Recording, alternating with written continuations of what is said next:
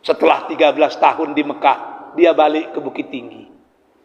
Muhammad Jamil yang nakal itu berubah namanya menjadi Syekh Muhammad Jamil Jambe, yang sekarang diabadikan menjadi nama IAIN di Bukit Tinggi. Preman besar, prewa gadang, begitu mendengar ayat-ayat Al-Quran dibacakan, lintuh hatinya, berubah menjadi ulama besar, pakar ilmu falak di Indonesia. Bahkan saya pernah menemukan literatur Kiai Haji Ahmad Dahlan, pendiri Muhammadiyah, kalau terbentur dengan masalah ilmu falak, itu bertanya kepada beliau, menulis surat dari Jogja ke Bukit Tinggi. Begitulah dalam ilmunya tentang ilmu falak. Ilmu yang menentukan bulan-bulan Qamariyah, ilmu yang sangat tahu kapan Ramadan dan kapan hari raya. Dibacanya ayat, dibacanya ayat, dibacanya ayat, dibacanya ayat. Setahu saya cuma satu ayat yang tidak dibacanya, ayat Cahyadi.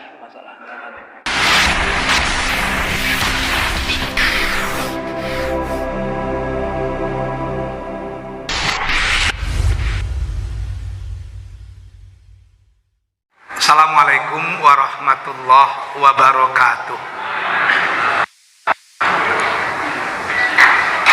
Bapak-bapak, ibu-ibu, hadirin dan hadirat yang dicintai Allah, kembali kita bersyukur kepada Allah. Siang hari ini Allah masih memberi kita nikmat hidup. Semoga sisa-sisa hidup yang masih kita miliki akan semakin mendekatkan kita kepadanya. Selawat beriring salam kita pohonkan kepada Allah agar senantiasa dicurahkan kepada Rasulullah Habibullah Muhammad sallallahu alaihi wasallam. Sama-sama kita berikrar agar tetap menjadi umat dan pengikutnya yang senantiasa menghidup-hidupkan sunnahnya dalam hidup dan kehidupan kita, insya Allah. Salah satu keistimewaan bulan Ramadan, pada bulan ini Al-Quran diturunkan seperti firman Allah, a'udzubillahi minasyaitonirrajim, syahrul Ramadan alladzi unzila fihi al-Quran hudal linnas wa bayyinatin minal huda wal furqan. Kitab suci ini bersifat universal. Dia sesuai dibaca siapa saja, kapan saja, dan dalam keadaan yang bagaimana saja. Ini yang tidak dimiliki oleh kitab-kitab yang lain. Yang pertama, Al-Quran itu sesuai dibaca kapan saja. Waktu sedih kita baca Al-Quran, Al-Quran menjadi si tawar si dingin.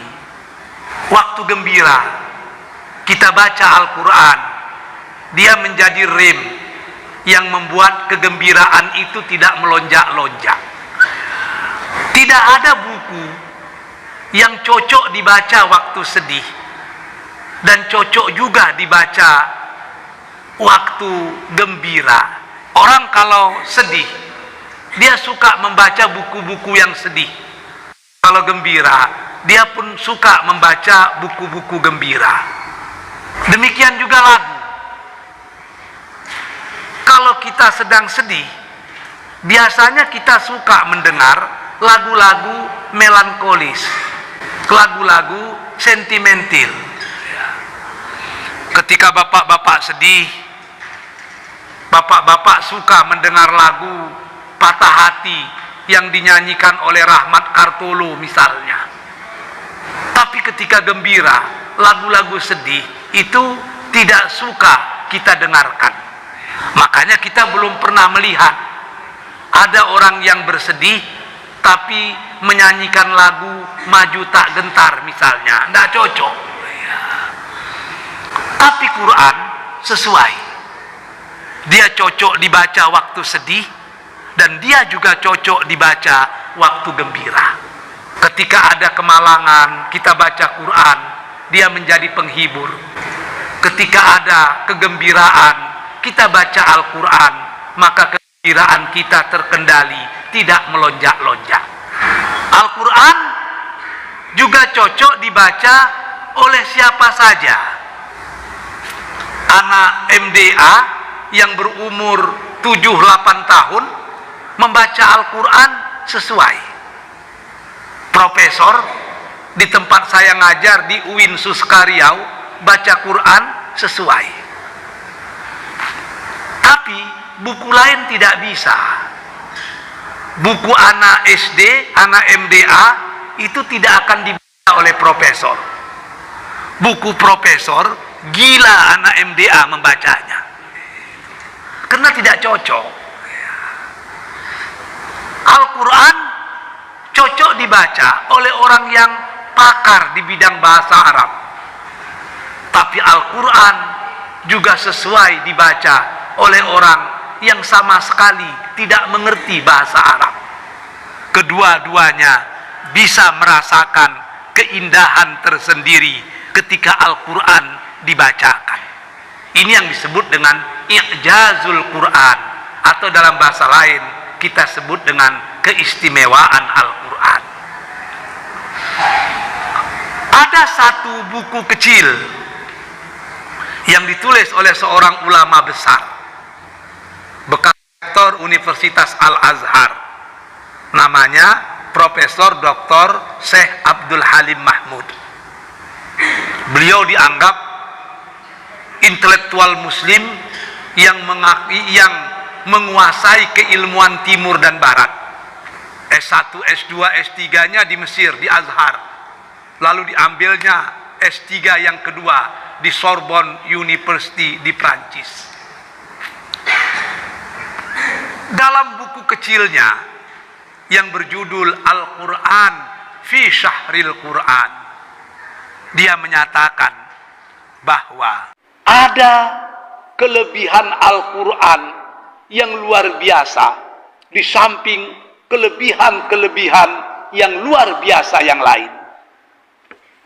Ketika ditanya orang apa itu, dia menjawab, Al-Quran itu bisa menjadi barometer keimanan seseorang. Apa maksudnya itu? Al-Quran bisa menjadi alat pengukur kadar keimanan seseorang. Jika kita ingin tahu kita masih beriman atau tidak, tidak usah tanya ustadz, tidak usah tanya kiai, tidak usah tanya buya, cukup membaca Al-Quran. Al-Quran akan menginformasikan kepada kita masih beriman atau tidak.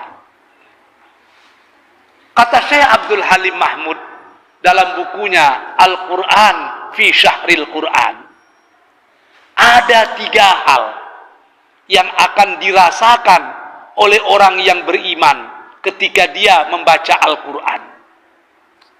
Kalau yang 3 ini kita rasakan confirm, masih bersemi keimanan di dalam jiwa kita.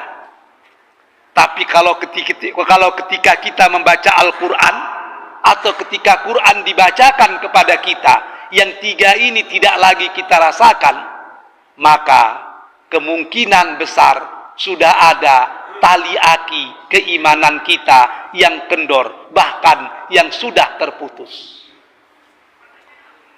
Apa yang 3 itu? Yang pertama, kata Syekh Abdul Halim Mahmud, orang yang betul-betul beriman ketika Al-Quran dibacakan, maka lintuh hatinya.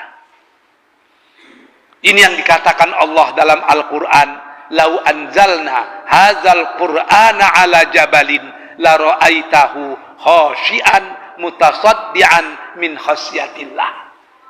Kalaulah Al-Quran itu diturunkan pada satu gunung, kamu akan melihat gunung itu khasyian, tertunduk, mutasaddian, terpecah, min khasyatillah, karena takut kepada Allah.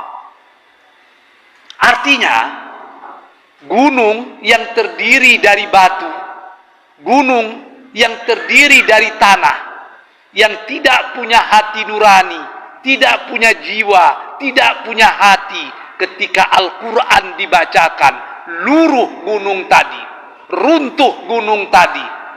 Betapa lucunya kalau ada seorang manusia yang beriman, ketika Al-Quran dibacakan tidak lintuh hatinya. Kalau ini terjadi, maka sesungguhnya sudah ada akar-akar keimanan yang rusak dalam jiwa kita. Saya teringat itu cerita Hamka di dalam bukunya Kenang-kenangan Hidup. Dia bercerita tentang seorang preman besar, prewa gadang di Bukit Tinggi, namanya Muhammad Jamil. Prewa ini luar biasa nakalnya. Orang belum lagi kenal narkoba, dia sudah mengisap narkoba. Itu yang kita kenal dengan candu. Suatu hari dalam keadaan setengah mabuk, preman besar, pendekar besar ini pulang ke rumahnya. Hari hujan, ketika dia berjalan itu terjatuh. Kalau bahasa Minangnya tajilapa, sehingga pingsan. Hari sekitar jam 1 malam, jam 1 pagi. Sekitar 2 jam pingsan itu karena tetesan air, hujan, dia terbangun. Sekitar jam 3-an dia terbangun. Dia duduk mengenang-enang kenapa dia terjatuh. Tidak lama kemudian, garin masjid yang tidak jauh dari tempat dia terjatuh itu membacakan Al-Quran, menunggu masuknya waktu subuh. Mula-mula dia biasa saja mendengar ayat Quran dibacakan. Tapi lama-kelamaan didengarnya. Ada kesejukan yang luar biasa dalam jiwanya. Ayat-ayat yang dibaca itu seakan-akan menyusuk hatinya. Malam subuh itu juga dia bertaubat. Ketika terdengar suara azan, dia masuk masjid. Orang bingung. Semua jemaah pakai baju kering, tapi dia sholat pakai baju basah. Semua jemaah pakai baju bersih, dia baju yang basah dan sudah berlumpur. Ketika dilihat orang mukanya, orang terkejut. Kenapa preman yang biasanya di lapau, kini kok sudah muncul di surau? Apa tanda-tanda dunia mau kiamat ini? Dia ikut sholat. Selesai sholat, si Jamil tadi keluar dari masjid, langsung ke pasar bawah, pergi ke rumah ibunya. Sampai di sana, dia minta izin untuk pergi ke Mekah menuntut ilmu. Ibunya pun bingung. Anak nakal ini mau ke Mekah. Kalau mau ke Moskow, lumayan. Tapi ini mau ke Mekah. Ngapain dia ke Mekah? Katanya menuntut ilmu. Apa betul dia menuntut ilmu di Mekah? Tapi karena dia meminta dengan keras, akhirnya ibunya mengizinkan. Dia pun berangkat ke Mekah. Konon kabarnya di kapal, masih sempat dia belajar ilmu sihir dengan jemaah haji asal Maghribi atau Maroko. Sehingga bertambah pula ilmu sesatnya. Begitu sampai di Mekah, ditemuinya lah seorang imam besar Masjidil Haram yang bermazhab Syafi'i bernama Syekh Ahmad Khatib Al-Minangkabawi. Ditemuinya. Melihat anak muda tersebut, Syekh Ahmad Khatib pun tahu apa yang ada dalam pemikiran anak ini. Dibacakannya lah ayat-ayat suci Al-Quran. Mendengar ayat-ayat yang dibacakan itu, luruh lenyaplah semua ilmu-ilmu yang tidak baik yang selama ini masih dimilikinya. Rencananya dia belajar setahun, tapi akhirnya pemuda preman besar itu tinggal di Mekah tidak setahun, tapi 13 tahun. Setelah 13 tahun di Mekah, dia balik ke Bukit Tinggi. Muhammad Jamil yang nakal itu berubah namanya menjadi Syekh Muhammad Jamil Jambe, yang sekarang diabadikan menjadi nama IAIN di Bukit Tinggi. Preman besar, prewa gadang, begitu mendengar ayat-ayat Al-Quran dibacakan, lintuh hatinya, berubah menjadi ulama besar, pakar ilmu falak di Indonesia. Bahkan saya pernah menemukan literatur Kiai Haji Ahmad Dahlan, pendiri Muhammadiyah, kalau terbentur dengan masalah ilmu falak, itu bertanya kepada beliau, menulis surat dari Jogja ke Bukit Tinggi. Begitulah dalam ilmunya tentang ilmu falak. Ilmu yang menentukan bulan-bulan Qamariyah. Ilmu yang sangat tahu kapan Ramadan dan kapan hari raya. Dulu memang orang jarang bertengkar kapan hari raya, kapan puasa. Kenapa demikian? Sebab rata-rata dahulu masih banyak ulama-ulama yang pakar di bidang ilmu falak. Kalau di Padang Panjang ada Buya Harun Al-Ma'ani misalnya. Di tempat-tempat yang lain juga ada ulama-ulama besar yang sangat tahu tentang ilmu falak. Sehingga ketika mau menentukan kapan hari raya, kapan puasa, mereka berkumpul, mereka berbincang, selesai masalah. Kenapa sekarang banyak orang bertengkar, banyak orang berselisih ketika menyambut bulan suci Ramadan? Jawabannya cuma satu. Ulama-ulama ilmu falak semakin berkurang, tapi tukang palak semakin bertambah. Ini yang bikin kita masalah itu. Jadi yang pertama itu, Al-Quran kalau dibacakan bagi orang beriman, itu akan membuat lintuh hati, tergoncang jiwa mendengar bait demi bait, kata demi kata dalam Al-Quran tersebut. Yang kedua, kata Syekh Abdul Halim Mahmud, orang yang betul-betul beriman, ketika dia membaca Al-Quran atau ketika Al-Quran dibacakan kepadanya, serta-merta dia akan menyimak dan terdiam. Ini yang dikatakan Allah dalam Al-Quran, wa idza quri'al Qur'an fastami'u lahu wa ansitu la'allakum turhamun. Apabila dibacakan Al-Quran, fastami'u lahu, simaklah, wa ansitu, diam. Dengan menyimak dan diam itu kalian akan mendapatkan rahmat. Begitu hebatnya Al-Quran, bisa membuat orang tersihir dan terpukau. Kenapa? Sebab dia bukan perkataan manusia. Al-Quran itu adalah kalamullah, perkataan Allah.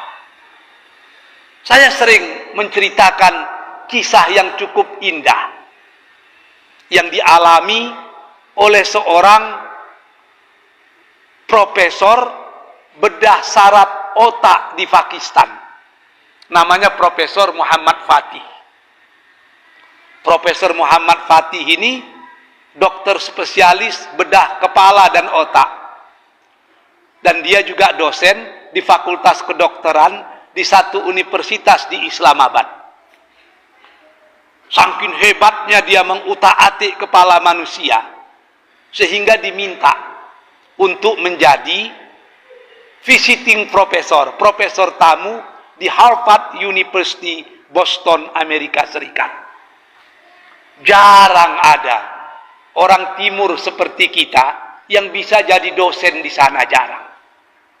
Tapi karena keahliannya, dia diminta menjadi profesor di sana. Sebab Harvard itu termasuk 5 universitas yang terbaik di dunia itu. Biasanya nomor 1 Oxford, Cambridge, Harvard, Stanford, Sorbonne, itulah yang berganti-ganti. Kalau bapak-bapak bayangkan dan bandingkan dengan UIN Suskariau, tempat saya ngajar, sampai nomor 2000 belum keluar namanya itu. Itulah perbandingannya. Maka dia diminta menjadi profesor tamu di Harvard. Dia pun pergi ke Harvard. Ngajar di Medical School Harvard University dan menjadi dokter bedah di Hospital University.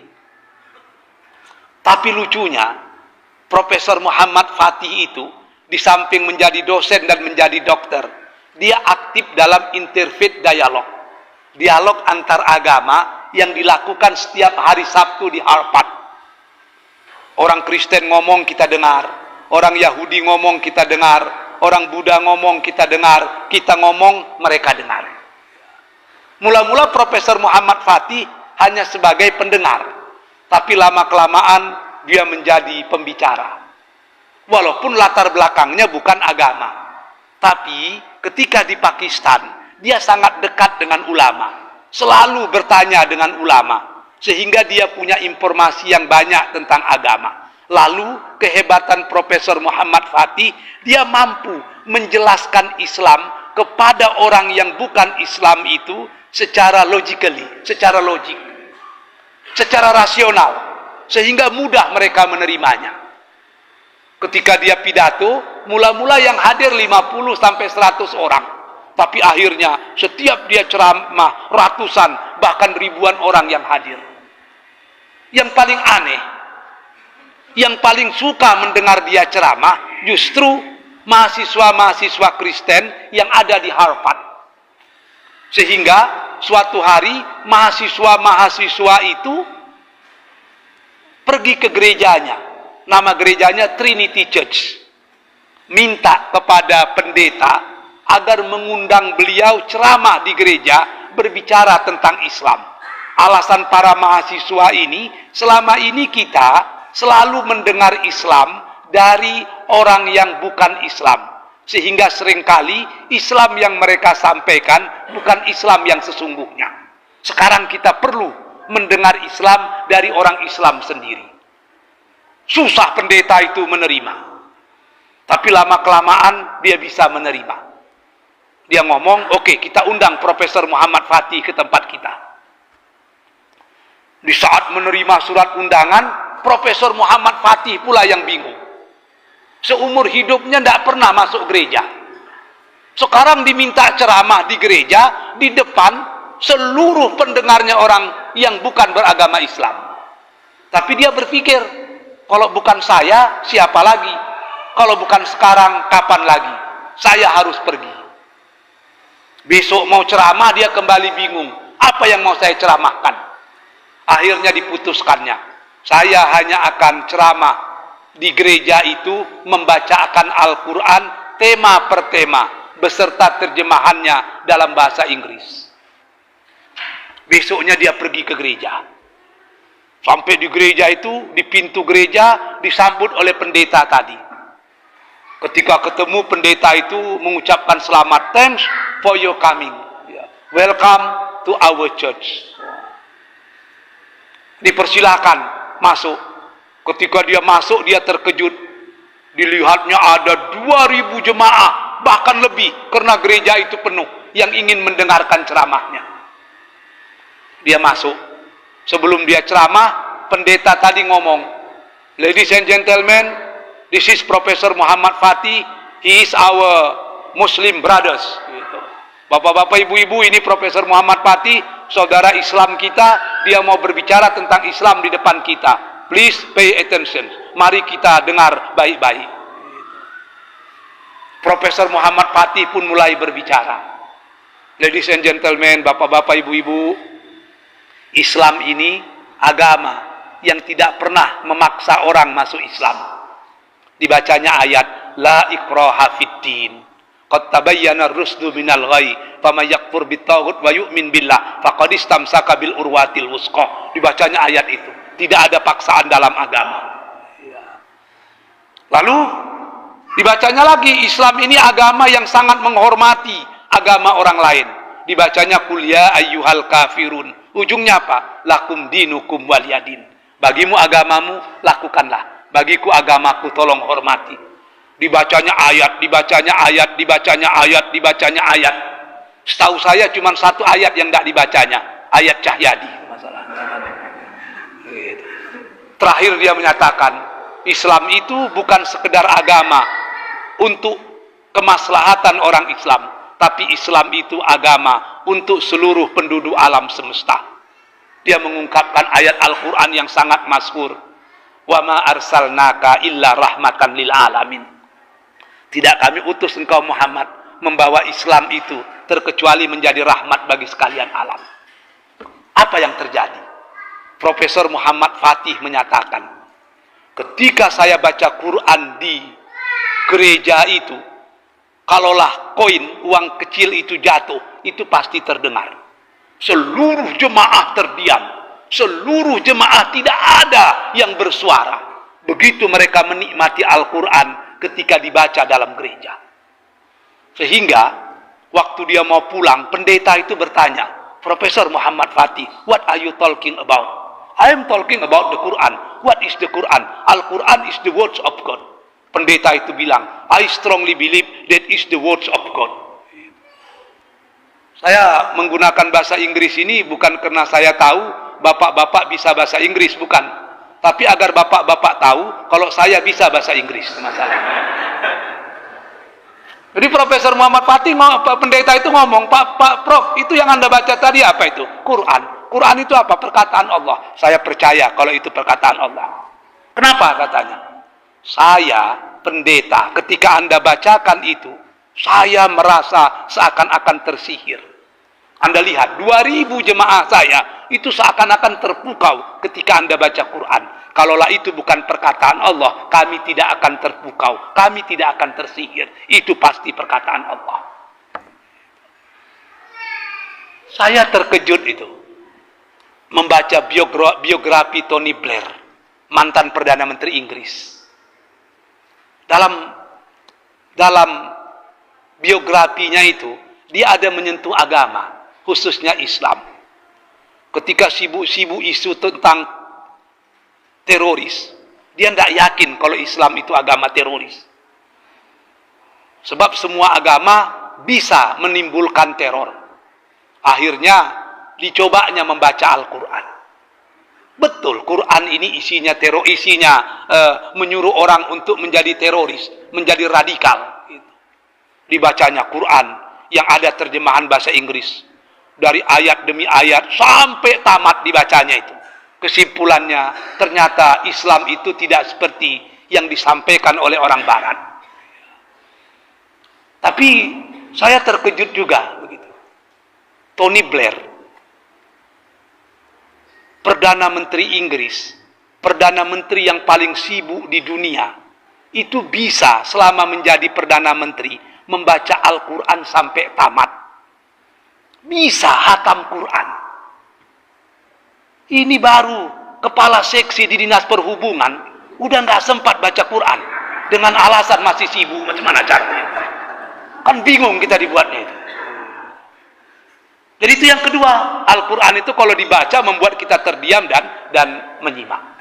Yang terakhir karena waktu, Al-Quran itu kalau dibaca oleh seorang beriman, maka setiap ayat yang dibaca itu akan menambah keimanannya. Innamal mu'minuna alladzina idza dzukirallah wajilat qulubuhum wa idza tuliyat alaihim ayatu zadathum imana. Sesungguhnya orang yang beriman itu jika disebut nama Allah tersirok darahnya. Tapi kalau dibacakan ayat-ayat Allah, maka akan bertambah keimanannya. Bapak-bapak dan ibu-ibu yang dicintai Allah, ada lebih kurang 20 hari lagi kita masih bersama bulan Ramadan. Marilah kita optimalkan Ramadan kali ini dengan Al-Quran. Jangan sampai ada satu malam yang kita lewatkan tanpa berkencan dengan Al-Quran. Semakin rutin kita baca Al-Quran, semakin cinta kita kepada Al-Quran. Al-Quran akan memberikan sesuatu yang